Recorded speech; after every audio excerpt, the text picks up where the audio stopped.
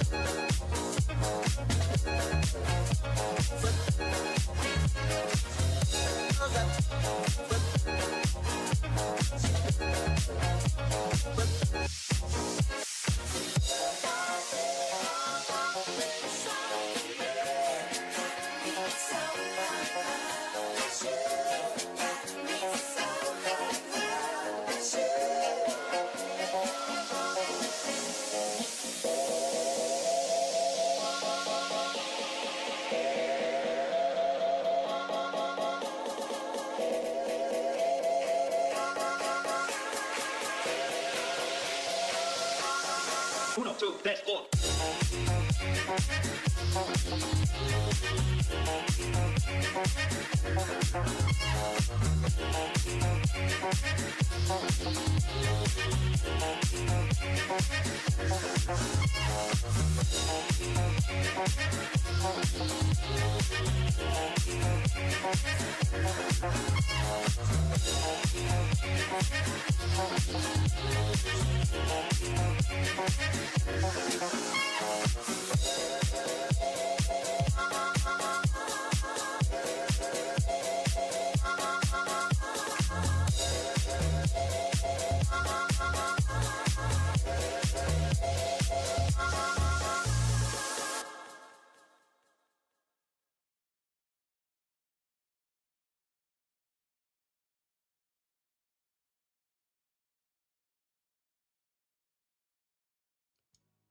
Okay, hello.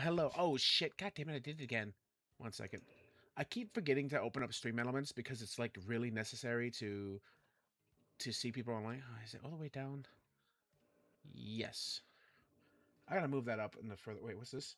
Stream Elements is now part of Razer. They're... Wait, I can only to. I have to either hit accept or delete account. Okay, accept. Jeez.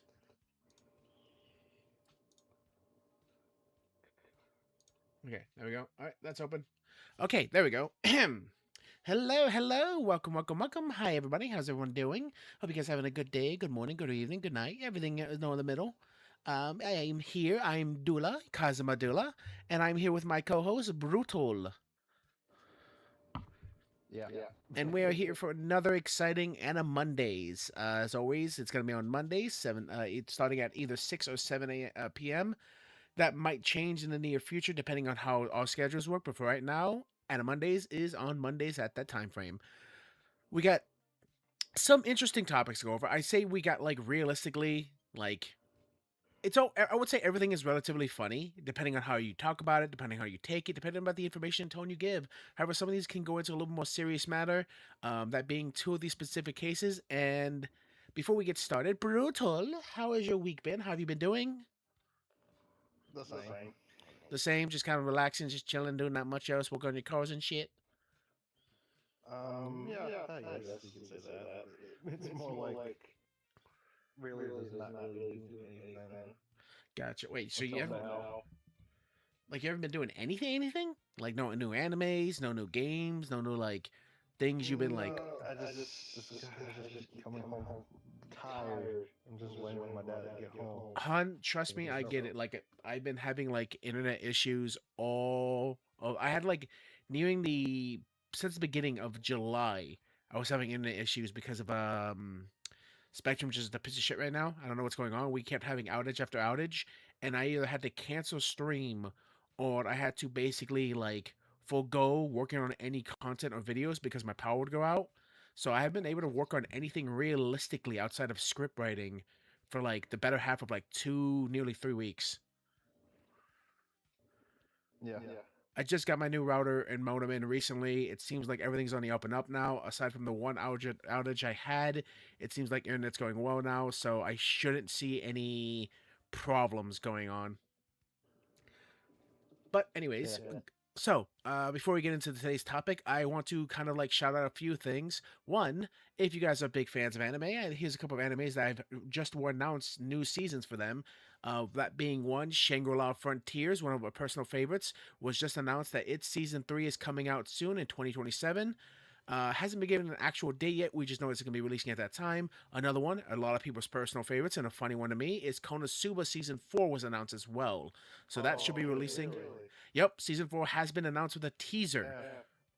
Can't believe it's already been taking this long. Funny enough, out of the big four, like, so the people usually you know how, like, people consider the big four of shonen are like Dragon Ball Z, One Piece, Naruto, Bleach. Yeah, it's kind of like how people say with the big four media or Yeah, something like when they say like big four, what is the big four? Thrash and the Anthrax Slayer, yeah, exactly. In the case of isekai, the big or the unholy trinity like Zeppelin, Sabbath, and yeah, but that's what I'm saying. Like in the big four, when it comes to isekai animes, because these all came around relatively the same they're time. like the more popular and iconic.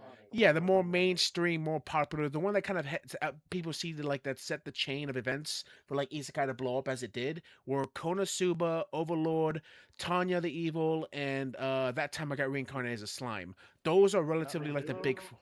Huh? Well, ReZero kind of started a bit late. It's like Rising of the She-Hero. ReZero and Rising of the She-Hero kind of joined those marks later, but those are the four initial animes that people really took off when it came to isekai and anime, and what people see when it comes to these are like the kind of like quote unquote like pioneers of the genre that really helped it take place. And out of the four of them, Konosuba's I would argue has received the most content for them. For Slime, for that time I had a Slime, it had season one, it had part 1 and 2 of season 2, and then had Slime Diaries before we just got season 3, and with season 4 being announced coming on its way. In terms of Tanya the Evil, she got the one season and then one movie, and then for years nothing, crickets, until recently it got a second season this year.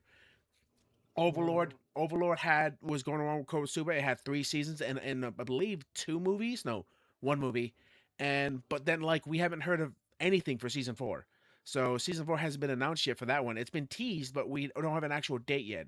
Konosuba's the only one that's actually like been on the up and up when it comes to like there's one season 1's coming out. There's one season 2's coming out. There's one season 3's coming out. There's the movie. This is the spin-off series with Megumi. Like it's been consistent with its announcements and giving enough time for the actual like studios to work on the animation, the VAs and everything. So that one's been the most consistent when it comes to releases. And I would argue comedy usually has a better like appeal to people and the masses than the other three really do. Like Tanya, there's a bit of controversy with the whole fucking thing about like, oh, it's about communism, oh, it's about like authoritarianism, blah blah blah blah blah. And then Overlord, its case, like it's very dark, so people are like have like are usually like have a hesitation get into a series that like really showcases a lot like more the darker side of like dark fantasy and stuff. I personally like it. I have problems with Overlord as a series from its story, but that's about it. Hey, welcome in, Dumpster. I And remember, I remember, I had one sister in high school who was a really big weeb. uh-huh. He used to love the shit out of Overlord. I know too many people who Because he was super, given that he was an English teacher, he was so much into literature. yeah, So I mean, I have a friend out of all the isekais, Overlord was the one that spoke to him the most.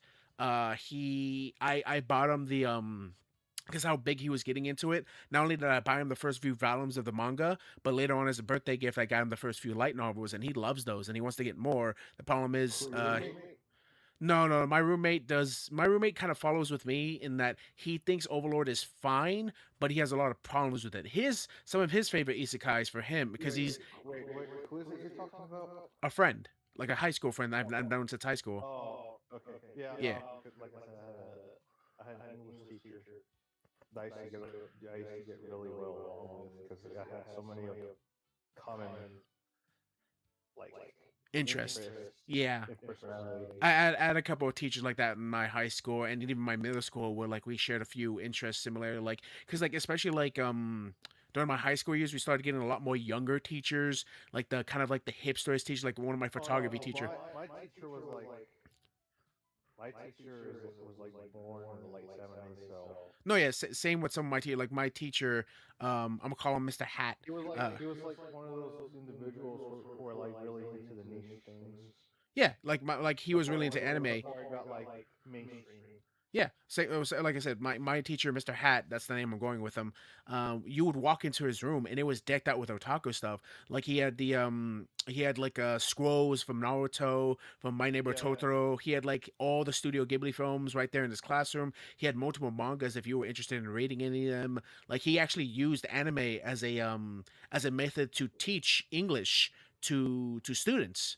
He would utilize the actual My teacher would do that the same thing too. which really sucks because like when he got like let go because my class, my generation in my high school years were so fucking unbelievably stupid. We got low test scores, and the administration saw the teachers at fault for that. Sadly, my teacher the same thing. He got let go. Because like literally my actual growing up high school like class were just really fucking lazy, so they want to do the work despite us actually really liking him because we got bad test scores for our like big finals for like the our state, which used to be called the FCAT, because we got low test scores in literally literature. Like they said, like, well, you're not helping them provide good grades, so we're sorry, we're gonna have to let you go. And everyone just felt like completely like distraught because of this. Like because he was one of the few really like good teachers who actively pushed you to learn literature. He's one of the teachers that helped me like actually gain an interest in story and writing. And I was really upset the fact that he was being let go because of that. It's not his fault that the fucking class was retarded. But hey, what are you gonna do? But anyways, let's get with that. We got other things to talk about again. Gonna start with a more lighthearted subject, and that being this is a story from I think around April or May when this dropped, but I didn't see it, so I want to go over it now. But Japan rewards taxes with cosplay. The Japanese government has implemented one of the world's most absurd tax measures, rewarding citizens' tax contributions with professional cosplay experience. Through its official tax donation system, the Toshio district offers a platinum package valued at 530,000 yen in exchange for a contribution to a government crafts and custom suit of any anime character you choose. The prize includes professional makeup, stylist, luxury photo sessions, and VIP passes to the city's top otaku events. Tell me all about it. No, yeah. So essentially, this one district basically made it so this way for your tax donations, and if you hit this amount of number, you right here it even says like the roughly conversion from the actual amount you would be needed to donate would be about $3,791 of USD. Yeah. And then essentially you got a professionally crafted like cosplay outfit of your choosing, and you'd be able to go to this like place and get like professional photos done. You'd have someone do your makeup and all this other stuff. So as this article states, in Baku in Tokyo, Japan offers pro cosplay in return for tax donations. Japan is rewarding taxpayers by transforming them into their favorite characters through high quality cosplay. Cosplay is a major part of Japan's cultural landscape, especially in otaku friendly areas like Akubuniku and the Ikuboko Ikubokuro, according to the recent X following Twitter posted of live door news. The Street Award, which houses Ikuburo, and decided to distribute professional cosplay experiences to those who donate a certain amount of region's governments, per Okinawa and Hiroshima. Again, so just kind of stopping right there. In theory, I'm like, okay, this is kind of cool, but like, how much would it actually cost you for you yourself to just use that money to buy a professionally made cosplay? I gotta imagine, like, they're working with actual companies, like they're actually working with like high-end companies to make these outfits. I don't actually know them too well, but I wonder how much it would just cost you just to get like maybe a outfit that's not as like pristine as theirs and just kind of like do that. Mm-hmm.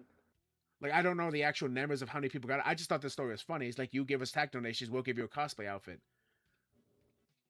Um, Yeah, starting in next year, the Platinum Plan taxpayers will receive professionally crafted anime costumes in addition to professional hair and makeup stylings. The package also comes with the event ticket to professional cosplay photo shoot in the heart of Ikeboro and quality Plain. Citizens must donate at least 530,000 yen, or roughly about 3,791 USD. And here's kind of like the advertisement on X.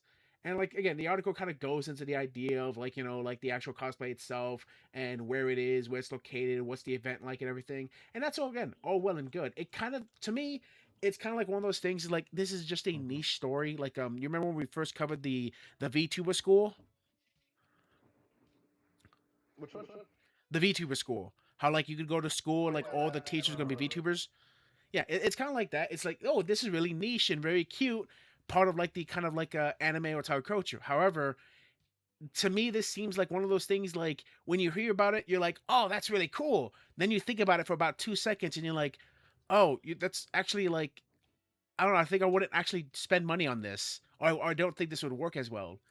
Like I can't imagine this is like really paying them off too much. Now, granted, this donation, so it's like something you have to actually like you yourself put money into. It's not being forced upon you through your taxes, so that's good. But like, I'm just wondering who actually like contributes to this to get it be done, and if the costumes are actually as well made as they're advertising. Mm-hmm. I mean, there are a few characters I would love to cosplay as. What about you? Is there anyone in particular you'd like to cosplay as? What's up? Is there any character you would want to have professionally made in cosplay as? I don't know because it's really easy. What the fuck just happened to your mic? Wait. Okay, you're back. Wait, so you've never actually thought about that? If you cosplay as the character, you don't know who you'd be? No, if I want to cosplay, it's always gonna like out of all the choices, I would say like it's pretty simple. Oh, Like they're not complicated.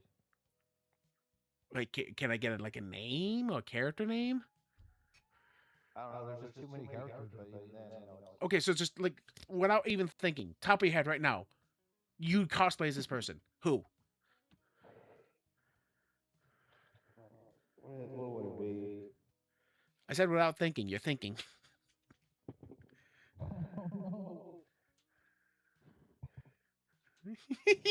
You're taking too long to think. This is the issue.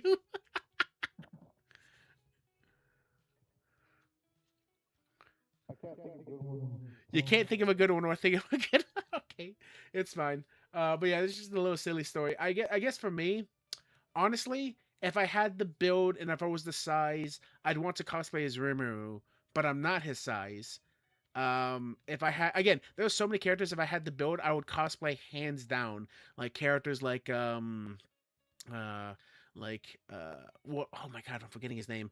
Uh, Sonosuke from Rurouni Kenshin. I'd want to cosplay as Escanor from um Unlimited Blade Works Fate slash Stay the Night. I really love Fate slash Zero is a specific one, and I want to cosplay as Escanor, who is essentially Alexander the Conqueror in that series. He's fucking awesome. I love that character, but I do not have his build. He is too massive, too bulky, and too buff. That dude is a fucking tank. Of course, there's a couple of like feminine or female characters I want to cosplay. Like, I don't want to cosplay as I'd really like to cosplay if I'm going with like a female character or a femboy character. I'd like to cosplay as Astafo because I really do like his outfit. I really do like his hair. Female wise, I'd want to cosplay as Yamato from One Piece, hands down Yamato. But she's really tall. Well, yeah, she's really tall, like very tall. So I'd be a kind of a short Yamato. I think she's like 6'3" in the series. I'm 5'11". Actually, I think she might be taller. Don't you say you're 5'10"? I'm around 5'11". I'm like 5'10 and a half. I usually go with 5'11 because my shoes raise me up to be that high. So yeah, Damn, I'm 5'8". gotcha. Your mic keeps swapping between like being clear and then being like muffled. I don't know what's going on. Yeah. Okay, so next one. Okay, so I was gonna. So do you remember how last week we covered that series Nii-chan and Yamada-san? Yeah. Okay, so a bit more things happen after our stream with that happened. So for a quick recap for you guys, last week we talked about a controversy that was going on with a series called Nii-chan and Yamada-san that was getting an anime adaptation. The story is essentially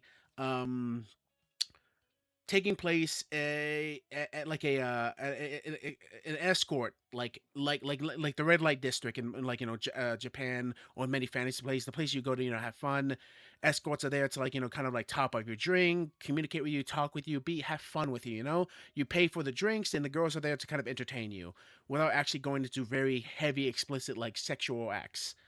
So that's kind of like what it is. And there's a girl that works there named Yamada-san. She works as one of the actual girls. And there's another girl named Nii-chan who does the same thing, but Nii-chan is not as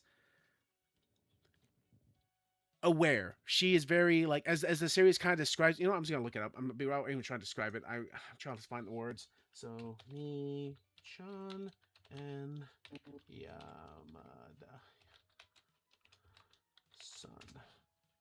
Okay, so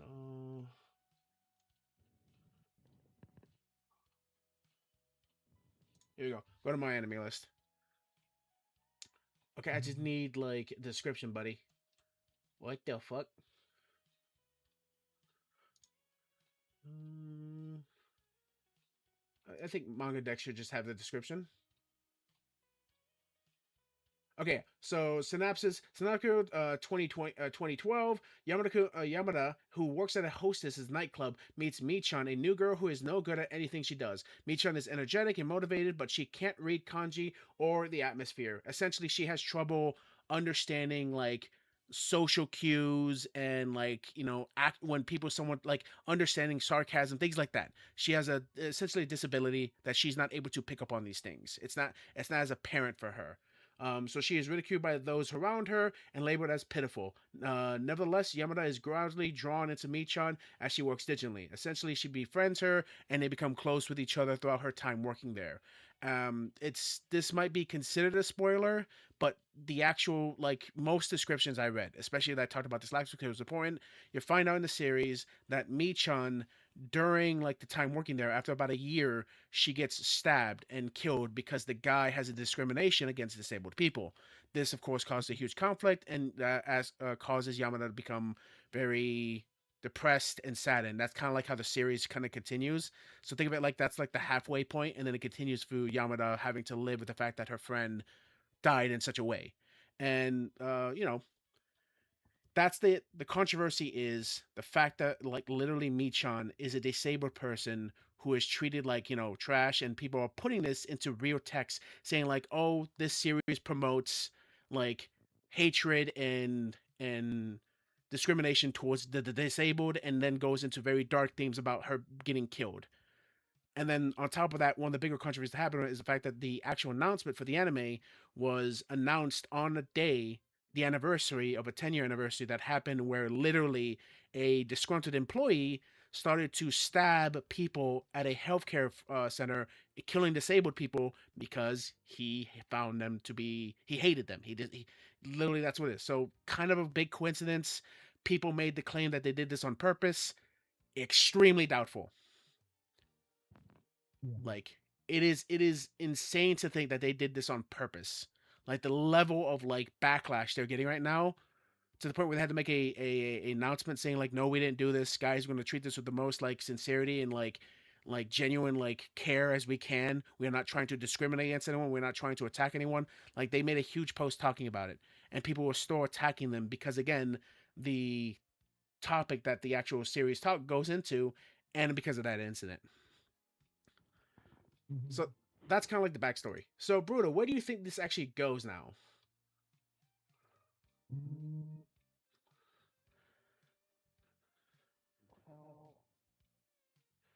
You are kind of muffled again.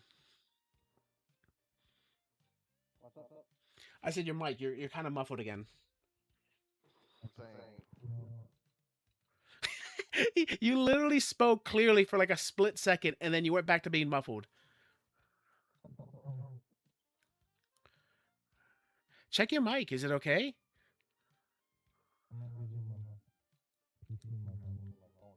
Ah, then that's the issue. There you go. Okay, so I would say check your phone then.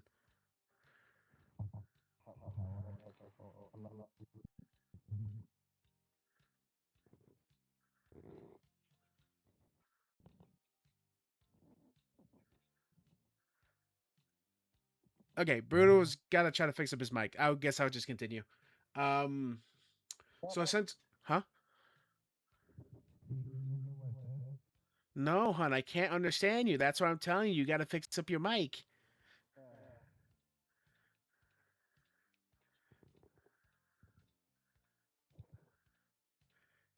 You literally sound like you're pounding the damn thing with your fucking finger. You're like, tick, tick, tick, tick, tick, tick, tick. That- yeah, you come in like you're literally like underwater. You're so muffled. It is insane. I don't know. Okay, I can. Okay, heard you clearly for a split second. Now I don't. I can't. I would suggest like, huh? What's up? Okay, now I hear you clearly. What the hell did you do? I don't know. I think the speakers on the bottom are like this. I'm gonna cover my hand with cover the speakers with my hand. Okay, Does that sound muffled? a little bit. How about now? You sound fine. How about now? You sound fine. Really? Now you don't. I don't know what you did, but now you don't sound fine. Okay. Yeah, because I was covering my hand with the speakers. Why is that? Here it is letting go of my hand away from the speakers. You sound fine now. Yep. Okay, so back to the question. It's like he said, she said thing. What? How is that a he said, she said thing when literally I and everyone else can hear? Literally, everyone can hear your mic being shitty. How is that a he said, she said? The evidence is self. Oh my god. Anyways, so from the story and description I gave you, where do you think the story is heading in now? Like, what do you think is the actual issue now? Well, like I said, who knows, really? Oh my god. Great, thank you. Okay, so essentially, what happened afterwards was we had this happen. Veteran animator Tori Nishi says she despises anyone working on Nii-chan and Yamada anime, especially those who approve the adaptation. The controversy keeps growing. So this is Timio Nishi. She's an animator who has worked on things on like Death Note, on Jujutsu Kaisen. Like she's a pretty big animator. I don't know like if she's like the main lead animator or like the main art director for those series, but she's apparently pretty well known. She's worked on a lot of like well established animes. And she comes out going like, this is disgusting. Why are you guys allowing this? So I even have an article right here. I kind of hate this article though, because it's on a site that just gets spammed with fucking advertisements. But this seems to be the only one that's really covering this situation, from her actual words. So to kind of read it, people are calling for the cancellation of Nii-chan and Yamada-san anime. The Nii-chan Yamada anime were officially announced in 2027. The adaptation of Nizuki's manga received a special promotion video and a community illustration from the author. And you do know what came along with the announcement. A mass wave of criticism with people both outside and inside the anime industry calling for the anime to be cancelled. According to them, nothing good will come from the adaptation of this series. Again, that's a you problem. That's a you problem. I doubt people are going to be up in arms over an anime that goes over a situation like this. It's to me, it just strikes me as the same thing as like Goblin Slayer showed the fact that like these little hideous creatures began to like murder and rape. That's so disgusting. We should cancel the series because then people are gonna like be offended by the fact that rape exists. Yeah, rape exists. Yeah, it's a terrible thing. It's awful. But like, if you're attributing like these negative things to a series that's just discussing them, that's a you problem. If you don't want to watch it, turn it the fuck off. Go watch Pokemon. Go watch Digimon. Go watch another show that's gonna give you those legs and those feels. Don't watch this show. You don't even know about the story. You're judging it And based you're on not its the audience. exactly. You're not the audience. You're just not. Plus, you don't even know what the actual discussion is gonna be on. What if Yamada-san becomes a huge advocate and begins like actually like champion the idea of like again, I personally think like there are some things that like if you go too forward in the actual discussion, at that point it's kind of considered propaganda to me in some cases. I don't think it's always apparent, but I think sometimes that can be. I'm not saying this is. I'm saying your messaging has to understand you have to use a level of discretion when it comes to talk about these issues. And I think a story from the eyes of the actual author essentially should be like it shouldn't be gray. If you really want to make like hammer it home and you want to like kind of make it black and white, you can be. But I think it does a disservice when some of you just kind of like give something either a happy ending or a really really negative ending. Sometimes you kind of need to leave some things with an open interpretation for an audience member because half the time you don't know what is the actual right call for something. Sometimes like things are black and white, and then most of the time it's gray. You don't know if what you did, your actions, like think of all the people who died for the ideals of justice and security throughout the war. All the World War II vets and people who fought in Vietnam, they all fought for an ideal, for a principled stance and values. They died thinking what they did was good, but now they don't know the outcome. They could have lost the war. They could have lost the battle. The friends they tried to protect could have ended up perishing that same day. They don't know, but they died thinking that they have done something worthwhile. I'm Yeah. kind of using a very like heavy, like I guess dark, not hypothetical example here, but that's kind of how I feel about this. The writer's creating a story to which either A, you can say they're doing this to send a message, or B, they're just using it as an actual, um, not anchor. What is a great word for this? They're using it as a driving force for their story, for what they wanted to create. Not all the time does a story like this need to have a bigger message. It could just be a story they created that they wanted to actually just tell a story. But Yeah. people are calling for the cancellation. Nii-chan and Yamada anime, published by Konosuba through the magazine Pocket Manga Pocket app. Nii-chan to Yamada-san follows the story of Nii-chan and Yamada-san to two women living in Kubachu, Shinjuku in 2012. The story follows Yamada-san, nightclub hostess, and Nii-chan, a young woman considered a little slow by those around her. The manga currently has 6 published volumes, has surpassed 2.8 million copies in circulation, and ranked 4th in the male readers category. Okay, that's a benchmark right there. It's ranked 4th on the male readers category of Komo Manga Go Shogigu in 2026. The 7th value will be the series' final one. Wow. Okay, so it's gonna be ending soon. And this kind of gives you the idea of the controversy of what happened. So, kind of going over that again. Why is Nii-chan Yamada-san controversial? Despite the celebration, part of the public reacted to the concerns of the angry over the anime adaptation announcement. The social media, many questions whether the series should be allowed to air for the audience under 18. For others, expressed concerns of how these themes could affect different viewers. Again, we keep going back to the argument of think about the children, think about how people will feel about this.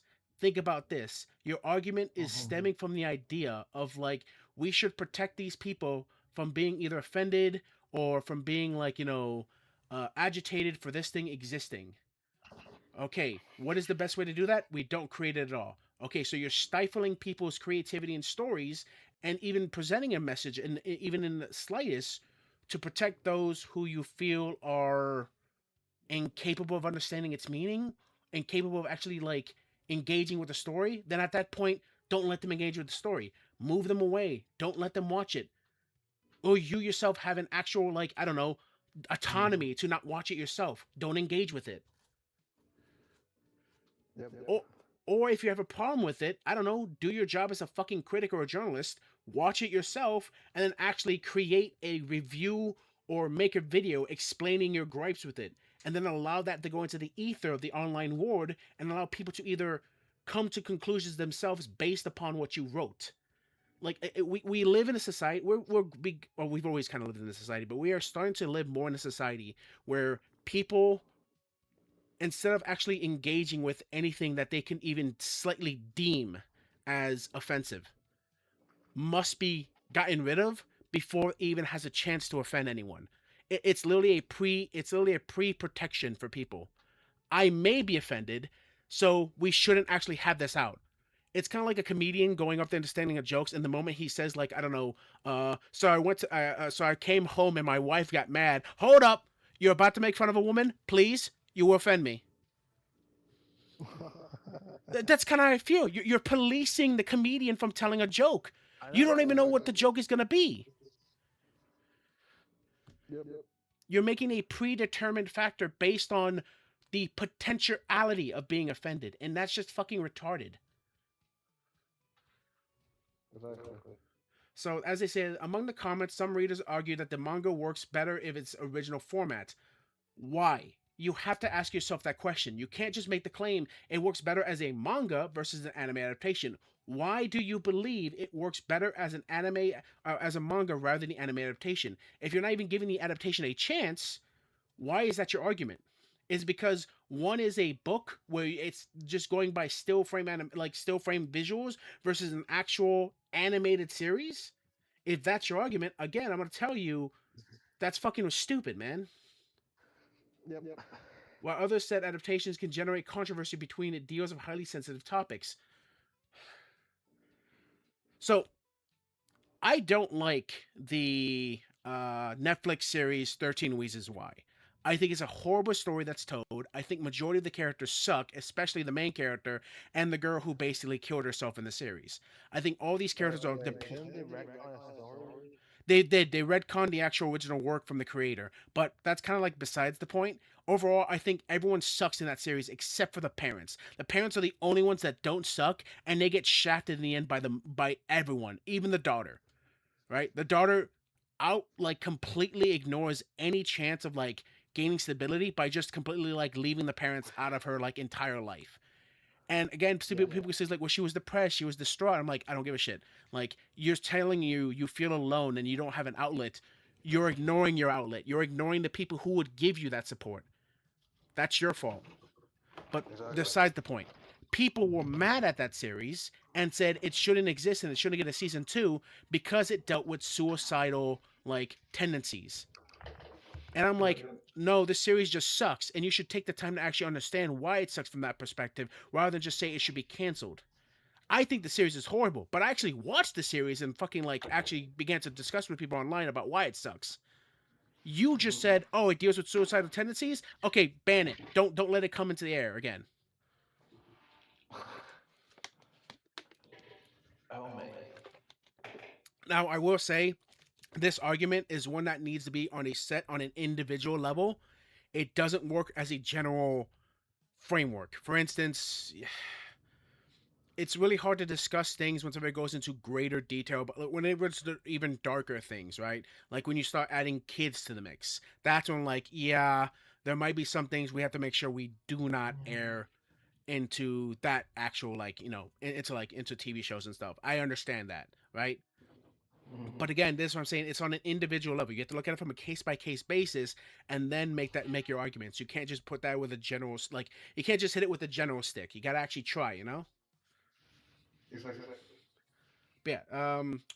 To better explain the situation, the manga centers around Yamada, a blonde-haired woman, and Nii-chan, a young girl. Yamada works as a nightclub hostess and earn money, and one day a new girl starts working at the same club. This girl is Nii-chan, who has little education, cannot read kanji, lacks common sense, and struggles with everyday tasks.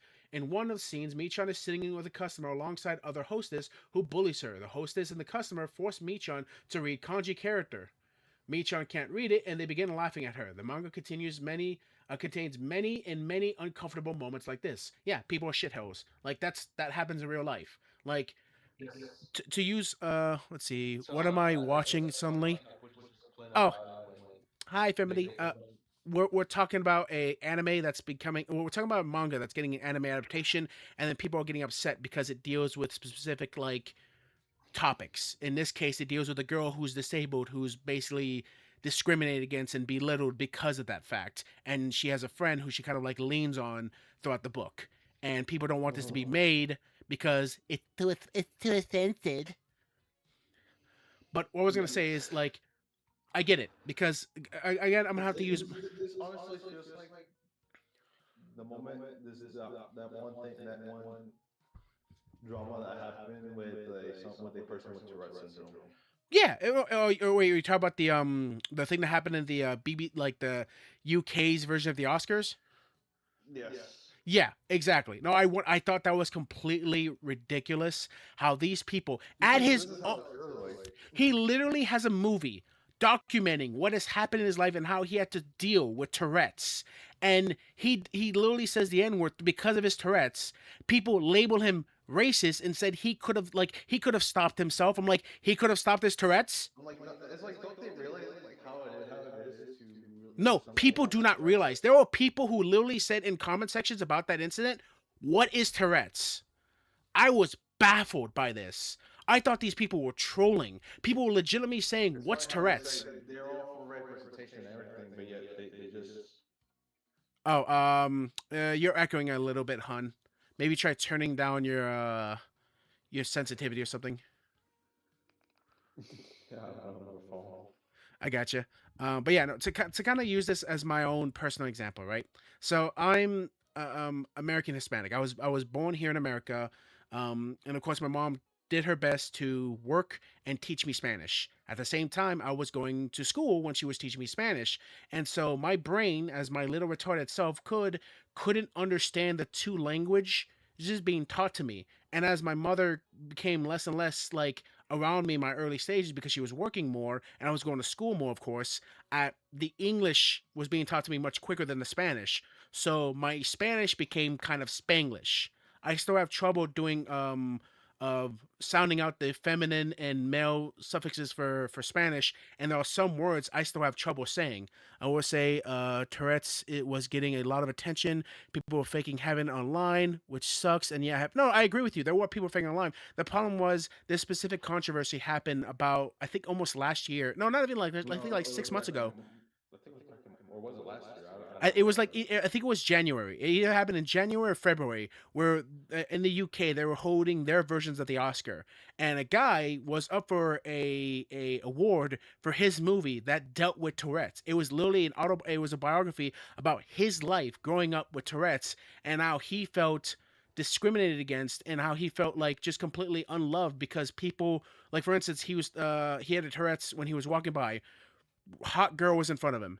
He literally made a noise, and which not only felt she felt uncomfortable with because she thought he was catcalling her, but then he got beat up by a bunch of like men who were around. Mhm. That's something he really goes about in his actual Yeah, film. And yeah, during I can understand for somebody. I can understand why he had to mention like doing it for attention because there was a good chunk of people literally doing that shit for fucking attention, and that was no, yeah, very there disrespectful. were. Spit some Spanish for us. By the way, I can't understand your man's because his echo is issue. Really? Maybe I should try turning you down a bit. Let's Yeah, see. I'm not on my PC right now. Okay, I turned him down a bit, so hopefully he doesn't echo for you. But anyways, but to give you kind of a zero, this is how my Spanish sounds. Okay, don't try not to make fun of me. As we're talking about this, don't make fun of me. Hola, mi nombre es Kazuma Dula. ¿Cómo estás? ¿Cómo estás haciendo? Toda la gente ahí mirando nosotros. ¿Qué está? ¿Qué está? ¿Qué está? Shit like that. Again, if I go into actual like Pues solo yo debería ser más español, pero no, también sí, tú sabes más también español aquí que en México yo también sé, también pero digo yo. tú tienes tu papá y mamá ahí contigo que te pueden enseñar más cosas. Mi mamá siempre trabajó. No entiendes. Tú no entiendes, tú no entiendes que yo no soy artificial inteligencia. Oh, pero también no, yo no también. Chalo shit. Shut up. But yeah, that's my Spanish. And again, Yo soy tejano. no. The comment, hun, the people in the chat. Yes, bro. Ah, okay, ya, plácate, ya, no más, no más. Déjame explicar mi historia. Yo aprendí español y inglés en el mismo tiempo, pero yo aprendí más rápido el inglés porque mi escuela no tenía español para aprenderme. Okay, so Budo is Esa essentially. es la única escuela que yo fui más chiquitas. Okay, so for No translation, tenía Budo. ninguna decisión de que mis padres que me ponían en aprender inglés. Gotcha. Pero la buena cosa es que yo me acostumbré. Okay, for translation, basically, Bruto is giving you the same story I just gave. He went to school. No, but you could say that at the same time. Did you just type Russian in my damn chat? Get that fucking shit off my chat. No Russian spies. No Russian. Keep in mind, keep in mind. I'm kidding. I love the Russians. That my parents decided to teach me because for some reason I knew how to speak Spanish. I was just so immersed to a lot of my family members talking, and not only that, but Dora. Dora the Explorer? Yes. Dora the Explorer. Dora. Who's that super cool? Dora Explorer. Dora. Always put me Dora because it was the only way for her to teach me Spanish.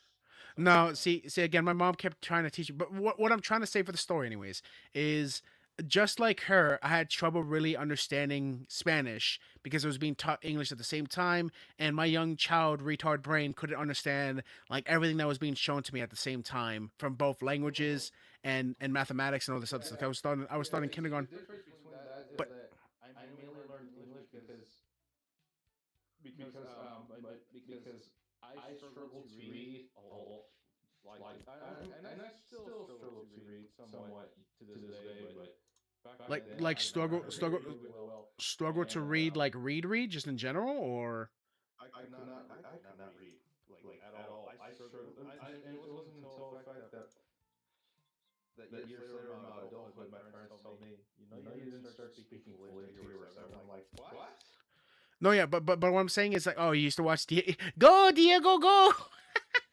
Dude, I used to love Nick Jr. as a kid. Nick Jr. was the fucking shit. And I doubt any of you are young enough to remember. I mean, old enough to remember. But I remember when Nick Jr. had like a character named Face, where it was just a giant face that could change color, and he would talk to you in between like going into the next like series. And some of the actual kid shows I used to watch, they slapped. You had the Wonderful World of Mr. Brisby. You had Little Bear, you had Rupert the Bear, you had fucking of course Blue's Clues, but Blue's Clues became super popular, so you got more of it. You had what was another one? What was another good one? Of course Lazy Town. You had huh? Oh, trust me, I used to watch more Maggie and the Great Ferocious Beast. Nickelodeon. No, but like you also had things from like Playhouse Disney that were fucking great, dude. Like Playhouse Disney slapped with so many other shit. I really remember Playhouse Disney. Nah, dude, I remember like Out of the Box. I remember every time when it was summertime, I used to go to my aunt because my aunt's house like every summer because I had no school. Yeah. I would go like the first thing I wake up and then I go to my straight to my aunt's house and the first thing I go over to her house is literally turn on the TV. No, I mean, like again, I love Nickelodeon, but like I would say both had really good shows. Again, in Playhouse Disney, you had Out of the Box, you had Bear in the Big Blue House, you had PB and J Otter, huh?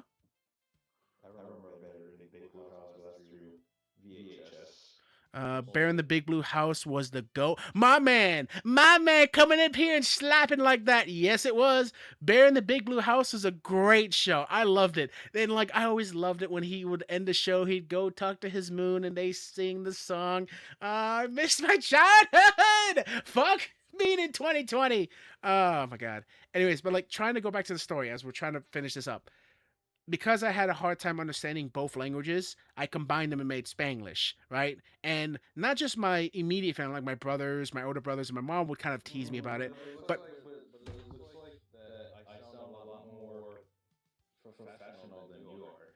Well, yeah, probably because again, you're probably more used to. I only speak Spanish with my mom. You have Spanish that you speak with your dad, probably your mom, your aunt, and a bunch of other relatives. All my family members. But that's what I'm saying. I only talk to my mom, and I only ever talk to my mom in like certain. And there's a reason why I told you the other day that you're not familiar with other Mexican shows that were popular Well, again, I like wasn't familiar with it because I. Chavo. Well, yeah, because I didn't watch those stations growing up. El Chavo, like I told you, I was telling you, do you know what El Chavo or Let's El see, Chavo is? anything And from you have no 2008 idea and what it on is. what is 2004. Nice.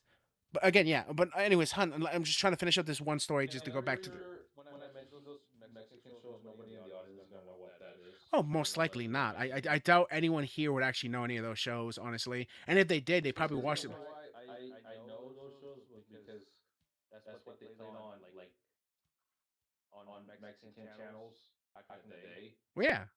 Again, And they not were. only that, but given that I'm from Texas, I'm like a lot more exposed to Mexican culture because I mean, come on, I You're lived on the there. fucking border. Yeah.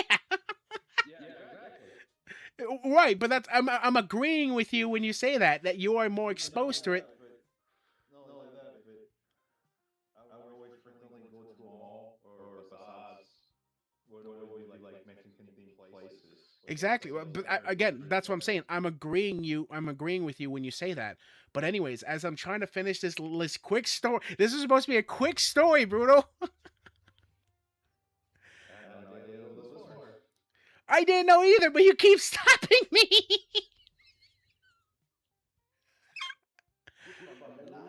Anyways, all I'm trying to say is anytime I went to Mexico for vacation with my family, my extended family that all lived in Mexico who spoke fluent Spanish would fucking tease me all the time and make fun of me because I'm speaking like retardedly and they're like, "Oh, look how he talks. Isn't it so funny? Isn't it so cute that he sounds like a little moron?" And I would always feel bad every time. I'd feel like complete like wow, like I get that they're laughing, but I feel like shit. I need to learn Spanish Well, better. you wanna know what El Chavo is? Where's my little pony love? Oh, you always got your little pony love. Little pony loves everywhere. Guys, do you want to know what you want to know? So what El Chavo? You want to know what El Chavo is about, really? So Here, El hun, Chavo hun, is basic. hun. What's up? Maybe another time because we need to get back to the actual story. All I can say is that the main character is an orphan. He sleeps in a fucking barrel. Oh, that's El Chavo. Yeah, I know about that show. Yeah. Yeah. Okay. Anyways, get back to this. Okay, so we're going back to this. So here is the part of the story where we're really gonna be focusing on more is animator harshly criticized the adaptation. So animator Teruya Nishimi, known for her work on Death Note, Kimi no Tokoro, JoJo's Bizarre Adventure, Diamonds Unbreakable, and Jujutsu Kaisen, also commented on the announcement of the social media post. Now, I tried looking up the social media post that's here. I couldn't find it because X couldn't go down that far, and the reason why X couldn't go down that far is because this chick repost, quote repost, and post so many fucking times on X that as I was scrolling down, X literally says, "Sorry, we can't keep loading more." And can you when I tell you the thing she posts is the most asinine shit I've ever seen. Like she gets into like so many because of this one post she made. She's been on like a week long like replying to everyone giving her griping criticism over her of what she said. It's basically kind of taking up the busy pop pipeline. Kind of, yeah, but I'm like, you don't have to be doing this, man. Like, if you had such big gripes, you could have just made your one post, let it be known, and then drop it. She always has to fucking respond. That's just how so many people is. Like she just refuses to admit that she's wrong. It's not even just the fact that you can't admit you're wrong. It's the fact that you can't even engage with what the other side is saying in the arguments. Like literally, you are so adverse to having anyone. And then she just blocks people. I mean, look what happened to Mizu. Well, but trust me, hun, trust me, hun. I've criticized the fuck out of Busy Pops, both Hell of a Boss and Has Been Hotel. I'm right there on the lines. Like, I've had her fans hate what I've said about her series, and because her series sucks, she cannot write to save her life. But I was saying about Mizu because even Mizu, even Busy Pop has Mizu blocked. Oh, I'm sure. Like, I'm sure Mizu. Like, I've actually discussed with we commented on some of Mizu's posts talking about because Mizu's a bit more. Stubborn. No, not stubborn. He likes Hazbin Hotel more than I do. He sees issues with it and he's able to criticize it, but he's more lenient towards it. And then that's where I comment. I'm like, Mizu, I think you're being a bit too generous here. It's like I don't get. I'm sorry. Well, he likes what he likes. I have no problem with that. They don't get it. They just don't get it. No, I would say Mizu's pretty good. I would say out of everyone I've seen from the, But the same cannot be said for the rest of them. it's fine. We're not getting into it. But anyways, kind of going back to this. So the article writes in another post, she compared the work to old freak shows, arguing that this is some kind of portrayal should not be defended under the banner of freedom of expression. Let it be known, she's basically saying, and again, I can't see this post, but I've read her other post, and she does believe this, that this is not a freedom of expression argument, because they are specifically talking about disabled people and the actual discrimination that could come from this being made into an anime. Mm-hmm. So she's literally arguing to people about, like, dude, why do you have such a problem with that? Man, I can't stand Vivzi's commentary. I kind of liked Hell of a Boss for the Rick and Morty's essay. You know, trust me, I get it. I think the elements of Hell of a Boss and Has Been that I like. I'm gonna be honest right there.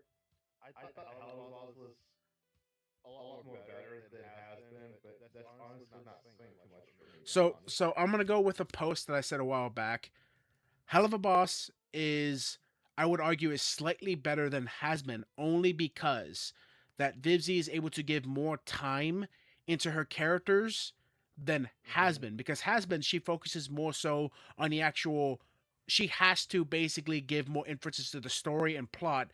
Hell of a Boss, there isn't really need to put a lot of, like, thoughts into the story, because the story is these imps that work for an organization that just assassinate people on the top.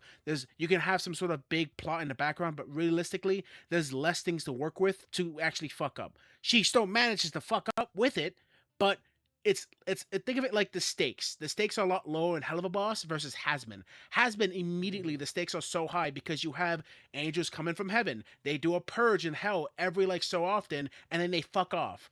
That's the stakes, and you're like, oh, holy shit! What is the actual main character trying to do? She's trying to make a hotel to rehabilitate these people so one day they can get to heaven. I'm like, okay, I hear your plot.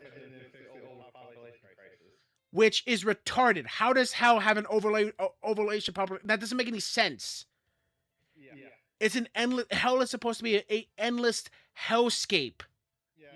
You might as well bring fucking Doom guy to kill their asses. But anyways, I'm getting off topic. Jesus Christ. Banner, the animator argued that the series turns those into a spectacle, and said that the producer, again, same type of argumentation. Like, you're making fun of them. People are just gonna see them as she says, freak shows. Like, this is not an argument.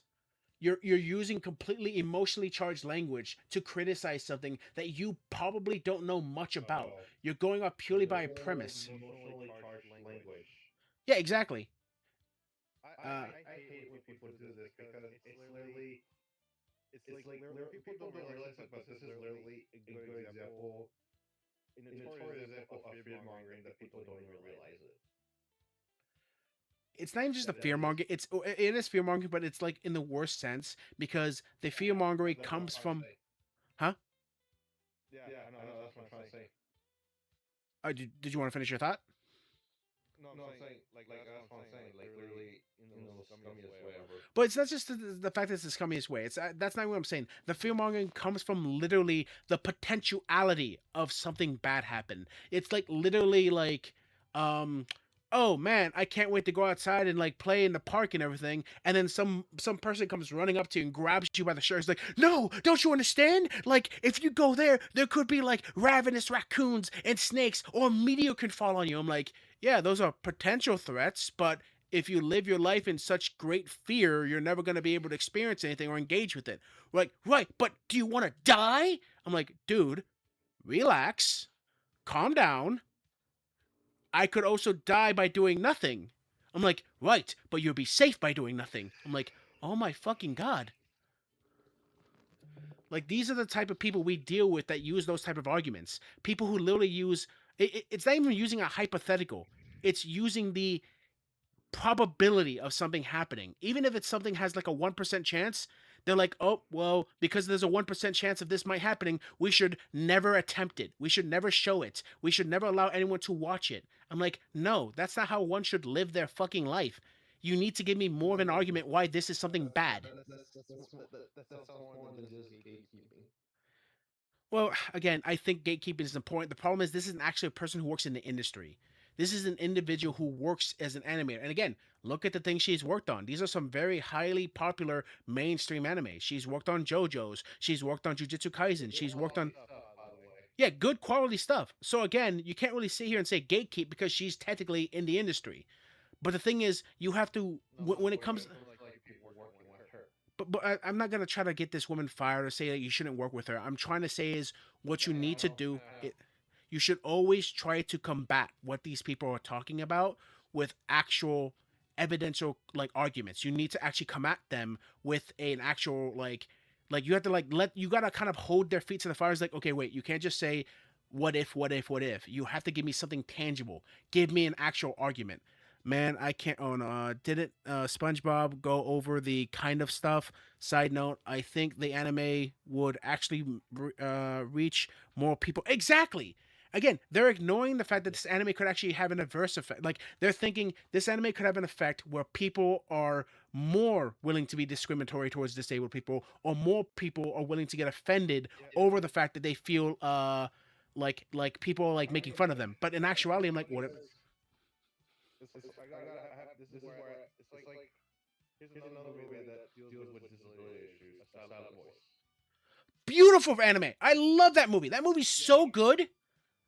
That movie had me tears. But not even just that. Look at movies like we don't even have to go to anime like animated movies. We can use our own here movies in the West. How many films do we have talking about people who are disabled, like coming of age stories or underdog stories of people having disabled? Again, Radio, great example. That movie is beautiful. I love Radio. Story about a guy who has actual mental problems, who doesn't understand social cues because he actually is like his intelligence low. Forrest Gump. Forrest Gump is not an intelligent man. He clearly has disabled. The entire story is about this man living this exotic, great life through his actions of having these things. First Blood. But that's what I'm saying. Like literally, if these stories are never talked about or told, and then when a situation does present itself, right, with like meeting someone who is disabled, Rambo is like good. I don't know if Rambo is a good example because he suffers from PTSD. in some cases that is actually seen as not just like it's not seen so much as a disability, but wait, is this PT? I don't know. I think that's more of a traumatic thing. But yes, I agree with you. Like it doesn't even have to be completely. It doesn't have to be someone who's disabled. Unfairly arrested and people were just like But that's what I'm saying. Like literally, think of it like this: it doesn't have to pertain about being disabled or slow. It could be something like someone who is dealing with PTSD. We can't show like that type of like. It's like saying like, "Hey, I made this film about war vets coming back from like WW2 or like Vietnam who deal with PTSD." And someone goes like, "No, no, no, you can't show that." I'm like, "Why?" I'm like, "Because that could be offensive to like people who have averse like reactions to war." I'm like, it's funny because don't you people realize that when people are watching Saber Fire Ryan, especially a shitload of fucking World War II veterans, they literally just how to get out of the movie out of the theater for a brief period because they're just like emotionally like it's because it perfectly captured what they were going through when they were fighting in World War II. let me change the music because I think that might have been copyright. Hopefully, we don't get hit.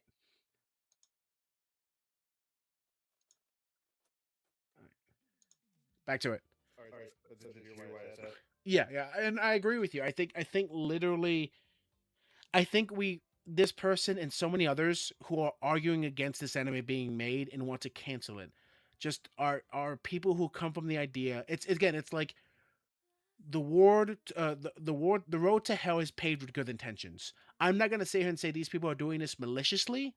I think their arguments are retarded, and I think they're not doing a proper job of actually like um emphasizing their points. But at the same time, I can understand what they're trying to say. The problem is your entire argument stems from the idea of a possibility or the fear of an outcome without actually having anything to really latch onto, both from actual like facts or evidence.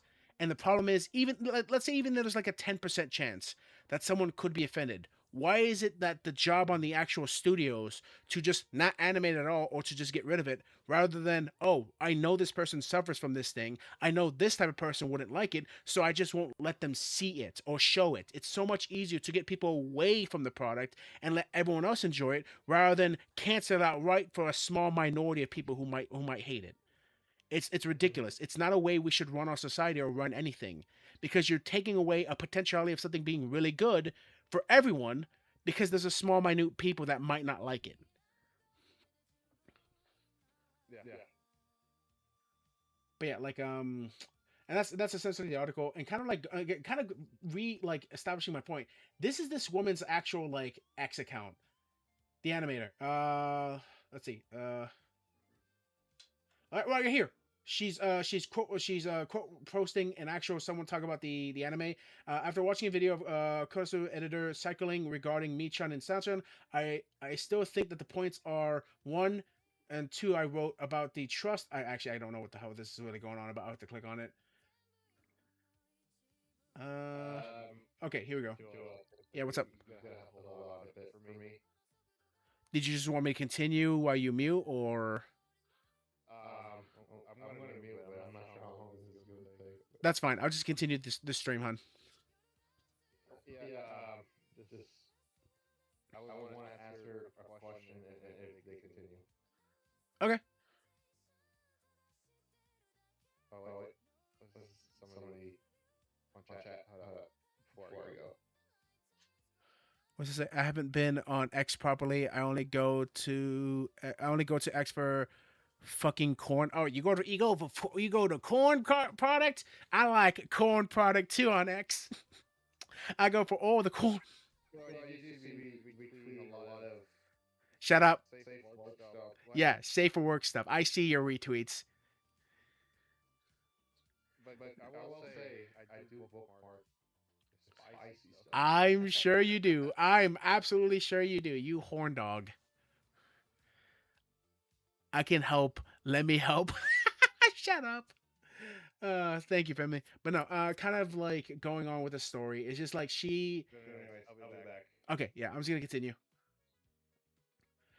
So that kind of covers that. Like I said, this woman retweets and reposts a lot, and she's been in the trenches lately, fighting the good fight against Nii-chan and Yamada-san, and it's just crazy. I really dislike the idea of like, because something has the potential of being offensive, or having people like do something crazy because of something, which means we must get rid of it wholesale. It's dumb. It's stupid. That's not how you should operate. Um, God, I want to talk to Bruto about this. I think it's important. I'll let him know when he comes back. If you guys have been with me for long, you would understand we have covered a few stories involving the Gachiakuta controversy that happened a bit ago. So kind of get quick recap. The other of Gachiakuta would hold kind of like Q&As for fans on Instagram and such. And essentially what happened was she started getting into controversy after controversy with a lot of the fans here in the West. The controversies, as you would imagine, were fucking stupid.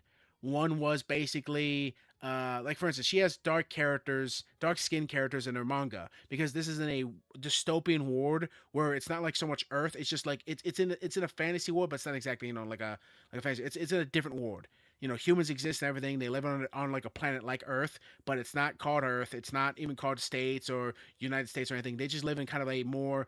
There's an impoverished area in the trash, and then there's a ritzy area. That's all we kind of know about the series. But essentially, is dark skin characters, and there was a play that was being made about her series in Japan. And of course, in Japan, you have, well, wouldn't you guessed it, a bunch of Japanese citizens who are the actors for this play. And because Japanese people were playing these characters, and there are some dark skinned characters, there was a big hubbub from fucking Western fans who upset the fact that that was a thing that was even happening. And it's like, wait, so you're saying they can't have a play because they're playing these characters who are normally dark skinned, but it's Japanese people who live there? How many actual, like, one, you would have to make the argument, like, how many people who live there who are dark skinned, who know Japanese fluently, and who are also actors, thespians? The actual level of, like, percentage for that to actually work just is insane. I'm like, well, you could always have people come in from, like, out of country. I'm like, you could, but again, you would have to have those people learn Japanese. You would still have to hit the golden Mary of golden tickets of these people not only just understanding Japanese but being actors themselves to do this stage play. And not just normal actors. We're talking musical actors. We're talking about stage actors, because this is a live performance. So already people were upset about that. But on top of that, she has a few different characters who are, the sexuality is, like, around gay, lesbian and stuff. You have some characters who are um look a certain way. So people are gonna latch onto that. It's like, oh, what sexuality is this character? Or is this character trans? They will bombard her with these type of questions, and she'd be like, guys, calm down. No, they're not. I'm not gonna change these characters. Please stop asking. And they just kept doing it over and over and over again until she got really upset, and then basically told them to stop, and they got really mad at her. Oh, I keep hitting my mic, goddammit. Doing a lot of moving with my hand. They got really mad at her and began to attack her, to which caused her to deactivate her X account and then later deactivate her Instagram. She eventually came back, but she then again kind of went radio silent because of the actual amount of, like, backlash and harassment she was getting from these Western fans. But she wasn't the only one. She actually has someone she works with on the manga who is a graffiti artist who she uses a lot of his artwork in the manga. And this is him right here. How do you say Adoro? He's the graffiti artist for Gachiakuta. They're very close friends, and he was a part of the manga. He actually went in to defend her during that whole issue, and they began to attack him, which caused them to deactivate his account. He eventually came back, and that's kind of where we are now. What has happened recently, though, is his graffiti artist has deactivated his X account. Oh, no, no, man, that's the old one. What the fuck is the new one? Oh, here it is. So this was released on August 1st. Gachiakuta artist reaches the limits. Hashirado, the artist responsible for the graffiti designs in manga Gachiakuta, officially announces that he will remove his name from all credits in the series. He has clarified that he will not abandon the project, but he made this drastic decision because he feels the current situation no longer represents the place worth trying to tying his identity to. The artist wants to continue creating with total honesty and speak freely without about his inspirations, such as working under the restrictions of, like, lying to himself. This comes from after the intense wave of online harassments that have already forced the original story author, Kinya Uraha, to completely abandon the social media. He keeps working but no longer wants his name on it. Essentially, he was attacked so much that he decided to take his name off of the actual manga altogether. He's still going to work on it. He just will not be credited amongst the manga and the anime. That's insane. So to kind of showcase, like, and then later he actually deactivated his X account. He went unprotected, and I believe his Instagram as well. So I actually have right here. Let me shit. Desktop. Okay. Okay, so I actually saved because he actually made a post. He made a few posts on X before he went radio silent again. And not only that, he actually deleted these before he left.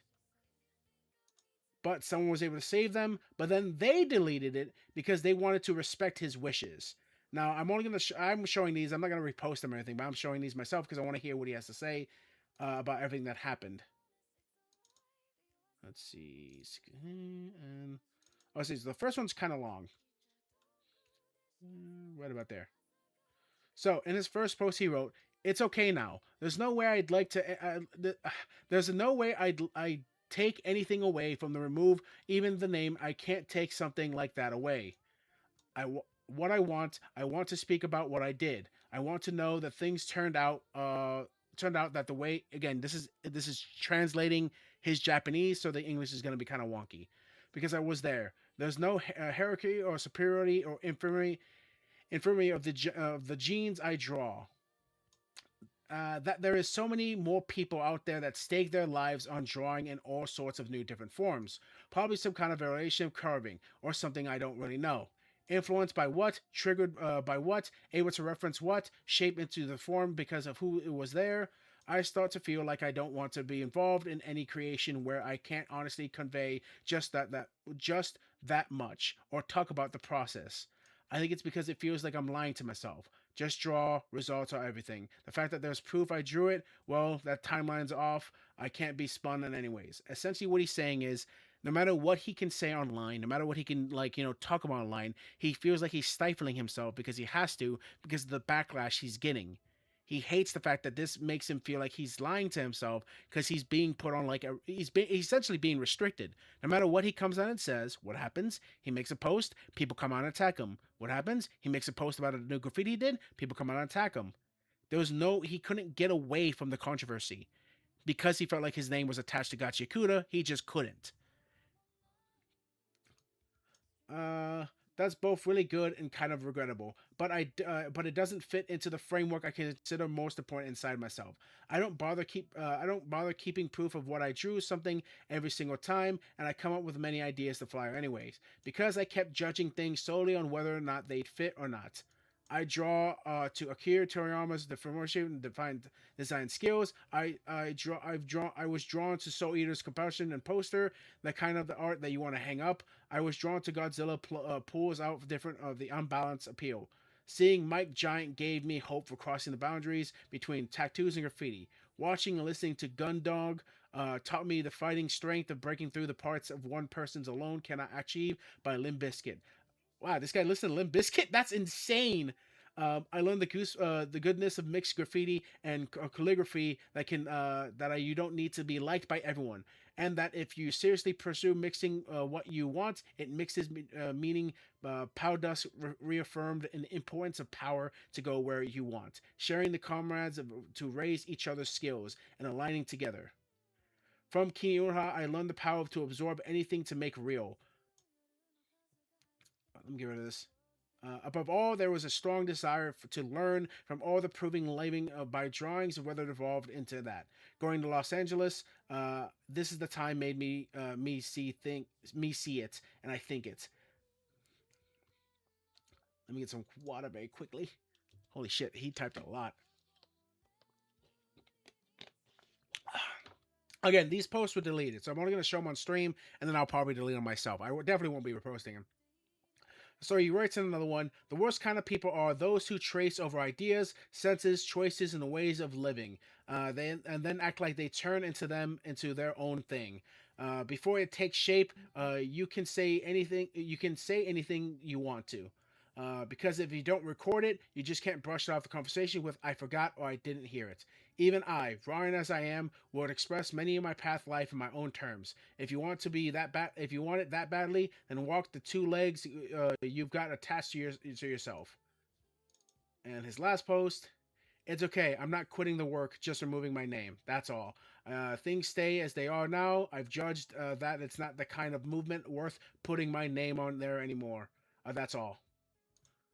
And that was kind of his last post. And then they were all like taken down. And again, like he went into protective mode. It sucks. It really does. Because I was actually checking out his work. I haven't finished Gachiakuta because I've been so busy with other things. But so far, I've been somewhat enjoying it. I really like the design of the characters. I like the atmosphere of the world. I think some things are a bit too ridiculous to even like have. It breaks my suspension of disbelief in some areas. I have so many questions about like what she's trying to do with some of the actual characters and lore bits we've gotten thus far. But ultimately, I am enjoying what I'm seeing. I am enjoying what I'm watching. Oh, hey, welcome, Cucumber. Welcome, welcome, welcome. We were just right now talking about Gachiakuta and like the issues that come along with it from the anime, because the fucking crazy activist types who are attacking the creator and then of course the graffiti artist. And this is kind of like the issue. I just feel bad for him. Like, I don't like the fact that like I'm so glad that we can have animators and creators want to engage with fans. And it is nice the fact that she really tried to engage with Western fans. The problem is so many of these type of people have literally broken into our hobbies, into our interest, and basically trying to welcome back. Big guy. Big guy. Big guy. No, fuck off. Do not come in here with that fucking Baby Spice bullshit from the SpongeBob movie. I took me a while to know what the fuck you were saying. You were like, I heard like big guy, big pick, and I was like, what the fuck is he talking about? Big guy, big guy, big guy. I had to start saying it in my head until the tone made me, oh my god. I don't even understand the fucking song. What does she mean by big guy? Yeah. Is she saying SpongeBob's got a big dick? That he's a big guy for No, he's not. I thought the plot of the movie was the fucking he went with the Flying Dutchman to go get some treasure or some stupid shit. Dude, I'm not gonna lie to you. I haven't seen any of the SpongeBob movies after the first one. No, I lied. I did see the second one time because my friend like begged me like to go watch it with him because he wanted to make fun of it, and I was like, fine, let's go. And we watched it in theaters, and I thought it was horrible. I will say I did enjoy the ending more so than I did that of the fucking original SpongeBob. But the original SpongeBob movie is bad, but it's classic bad. I love that as a kid. Oh yeah, I loved that as a kid too. But like going back, even as a kid, I had problems with like especially the ending where like we did all these crazy things to prove we're adults. You got fucking Twisted Sister and fucking Motorhead. Again, don't get me wrong, I love the ending, but I hate the fact that Lily just kind of came out of nowhere and he defeated Plankton because he's a goofy goober. Like, Plankton literally won, and then fucking, like, SpongeBob was like, nah, bitch, I'm gonna come out here out of nowhere with the power of song and beat you. But it was badass though, let's be honest. Sure, badass, that's something I'd say. Fucking rearrangement song of fucking I Wanna Rock by fucking Twisted You don't think SpongeBob is packing big down there? No, I don't think SpongeBob is packing big down there. Stop it. I don't need to think about what SpongeBob be packing. He be packing some Krabby Patties. Man, before the creator died, I do miss the fact that they put in some fucking good ass celebrity guests and bands. Oh no, I before the creator passed away, I really felt like he. They be putting out fucking Pantera, Twisted Sister, and fucking Motorhead. I get it, hon. Trust me, I get it. But like, it's just. They be doing a lot I. of fucking celebrity guests too. They be putting Oh, fucking I don't think that's just. fucking Gene Simmons.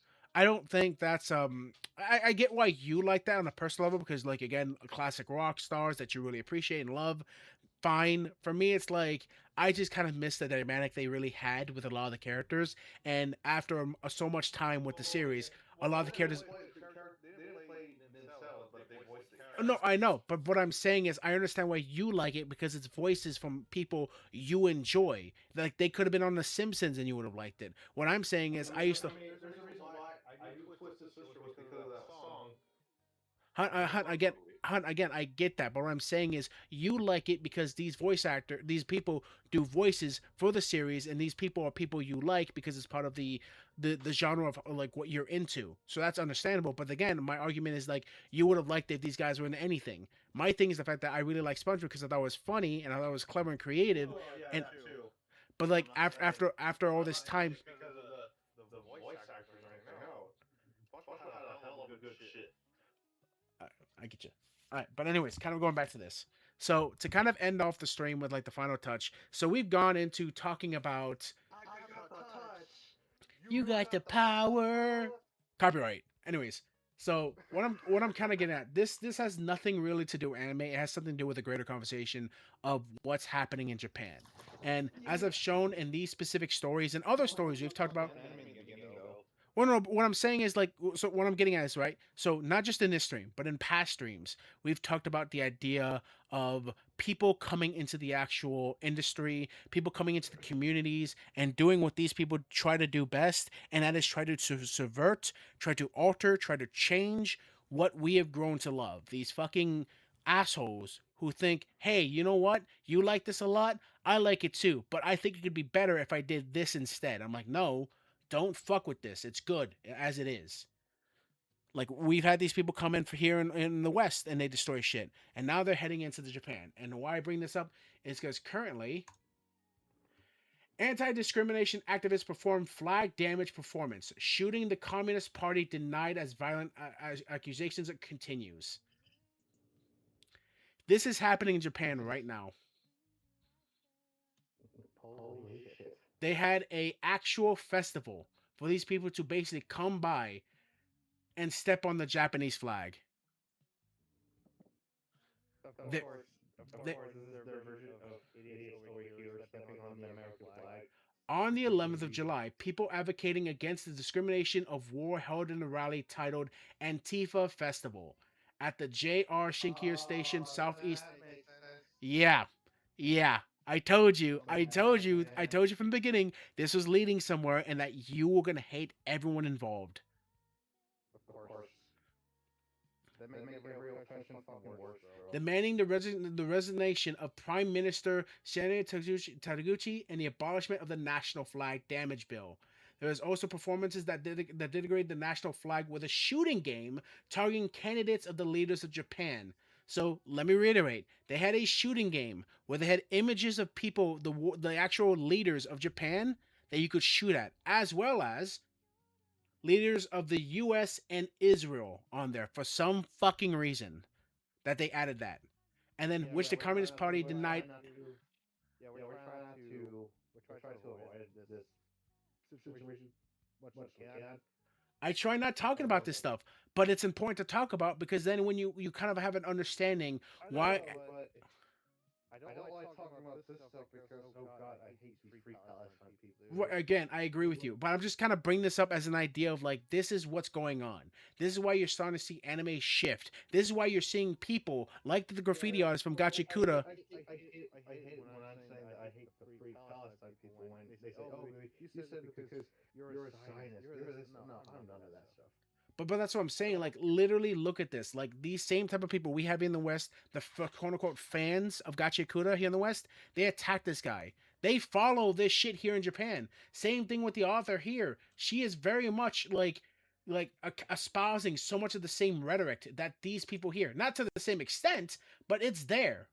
And that's what I'm saying. It's a growing thing happening in a place that realistically many people kept arguing it wouldn't. And I kept telling you, you got to be careful. You have to be careful. If we don't gatekeep, if we don't push these people out, it's going to infect over there too. And what is happening? It's starting to creep in.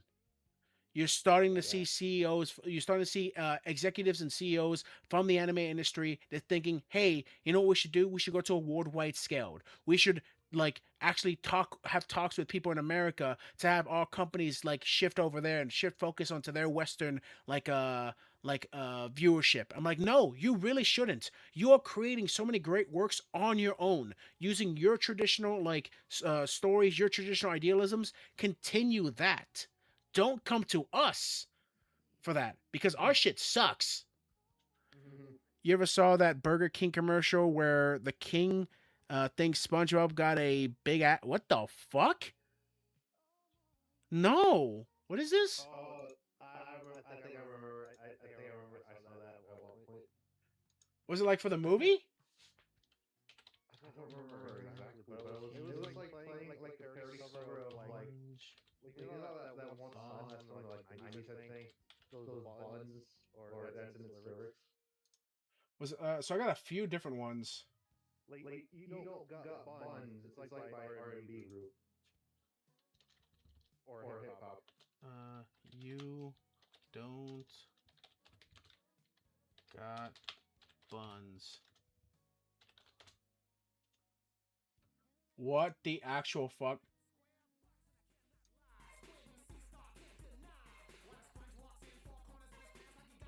What the fuck?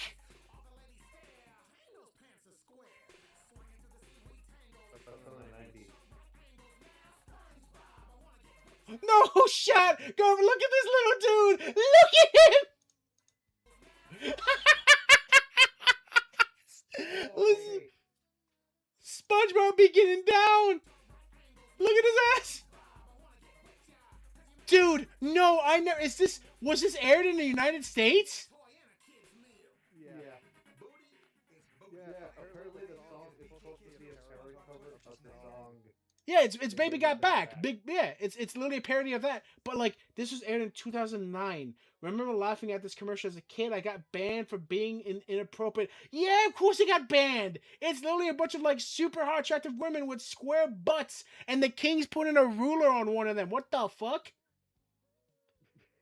It's actual most unbelievable part that this ad was just 14 years old and you could get the whole kids meal with a toy for 99 cents. That's the most disbelievable part for this guy, is the fact that you get a kids meal for 99 cents. This is so bad it's good. The greatest thing about the Burger King has ever done. The irony is SpongeBob's butt is round. Oh my god, I had no idea of this thing's existence. Dude, that is amazing. Yeah, I had no idea this existed.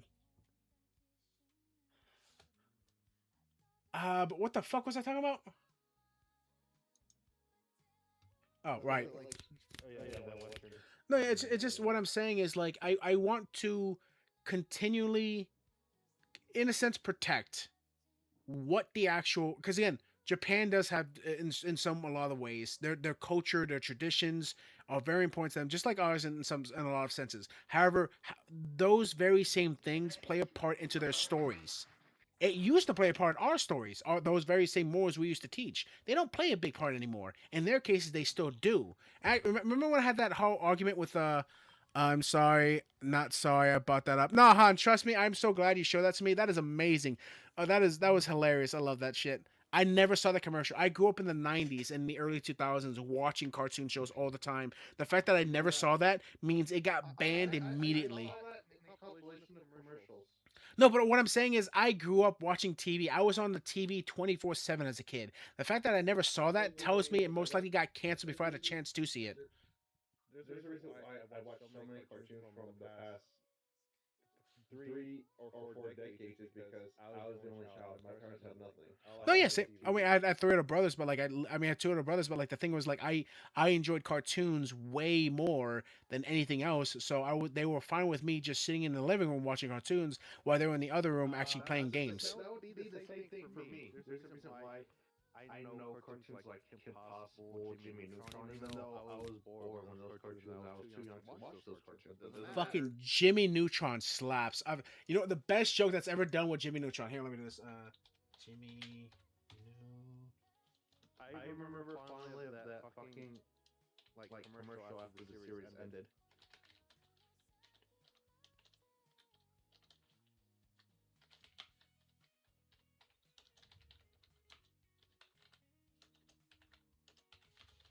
I think I might be able to find it here. Okay, literally best joke ever. So for context, you know what? No context is needed. Just watch this. So, what do you guys want to do today? Hang out with your mom?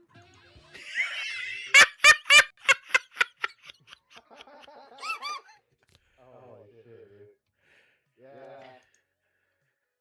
Literally. So ever since the Valentine's Day episode, they made it canon that Carl was in love with Jimmy's mom. So in this scene, literally, oh, this is a cold open, by the way. That was the first like 5 seconds of the episode. They're just walking down the street. Jimmy just straight up asks, "What do you guys want to do today?" Carl, with the clean, "I want to hang out with your mom." That's just awkward. Yeah, no, it's awkward. It was even better is the fact that like it kept happening. The dude kept wanting to fucking like, man, Carl kept wanting to rizz up Jimmy's mom. That shit, it's insane. He must be some perverted freak. Jimmy's mom's got it going on. Oh, come on! As a kid, we all had attracted to like an older woman. There were plenty of teachers I went to school that I had like I was really down with. I was really fond of. There was a mom I was really fond of from one of my friends. Yeah, it's just kids. It's just kids and their childhood crushes. Yeah. You know what's speaking of next to you want to know what's funny? What's funny? What I remember happening? What's up? I actually have a memory. I had a Danny Phantom ice cream Okay. from the ice cream truck. Uh-huh. And I watched Danny Phantom, even though I was too young to remember it. I should be way too young to remember it, but I'm not. I somehow remember it watching Danny Phantom. Danny Phantom was a good show, and Manny Phantom can get it. That's all I'm gonna say. Maddie Fenton can get it. I don't think we had any ice. I remember when back then in the 90s and 2000s, they would have like ice cream bars. Yeah, they would have those like nice like sugary ice cream bars that were in the shape of like, you know, popular characters like the Spider-Man one, Shrek, fucking like Batman and shit. Yeah, yeah, the SpongeBob one. They had those all the time. Mm-hmm. I had there was Danny Phantom, there was Jimmy Neutron as well. I don't remember Jimmy Neutron. There probably was, but the ones that came around my neighborhood never actually had Jimmy Neutron. We had like I said, we had SpongeBob, we had fucking Power Rangers and shit like that. But anyways, before it gets any later, you probably got to get ready to go, hun, and so do I. Guys, thank you so much for stopping by. Thank you guys for checking us out. Again, like I try not to go into like more heavier political stuff, but when it like kind of is self-evident in the things we're discussing, I kind of have to bring it up, especially something like that. That is ridiculous. Yeah, it's because I don't want to sound like we're like being some sort of cultural wars because we don't want to be in that kind of level. Like, But there are times you just can't avoid talking about those things. yeah, exactly. Especially because I hate it. We don't want to associate with those people because they're always sounding way too hyperbolic, especially the Corey. At that point, it's because it's just literally, you know, fucking same type of like These people got meltdown over if I say a clip of a same-sex kissing and saying like, oh, this is the reason why Lightyear failed. And like, no, there's other reasons why. yeah, the story shit why it failed, story reasons. But anyways, but yeah, so gonna end it off there, guys. Thank you guys for checking out the stream. Since my internet's working again, gonna be going back to our regularly scheduled programs with my streams going forward. Gonna be working on stuff. I'm currently, since again internet and power are not going out and dying all the time, I'm still working on my videos. I even got a new video, like a whole new series coming out soon. It's gonna be with me, my roommate. It's gonna be talking about, if you're interested at all, it's gonna be relating to Magic the Gathering stuff. It might go up on his channel or it might go on my channel. We don't know yet, but it's something I've been wanting to do with him for a while because it is hysterical. I've been showing him like Magic the Gathering channels I follow or listen to in the background, and because he's such a big, he's much a better player than I am. He hates so much of the actual Magic content creator community. He despises them. He thinks they're all fucking retarded. So I've been actually recording him now and like getting his reaction to some of these comments that they've been making, and it is hysterical. So if you're interested at all, do you want to check it out? Though it should be. It's gonna take me a bit to edit it, but it should be up within like the next like few weeks. Anyways, Bruno, is there anything you want to say before we head out? Bye. Well said, Bruno. And as always, guys, no matter how well you guys in the world right now, no matter what time it is for you guys, we have a good morning, a good afternoon, a beautiful evening, and a blessed night. Stay safe, everybody. Love y'all. Bye. Let's go.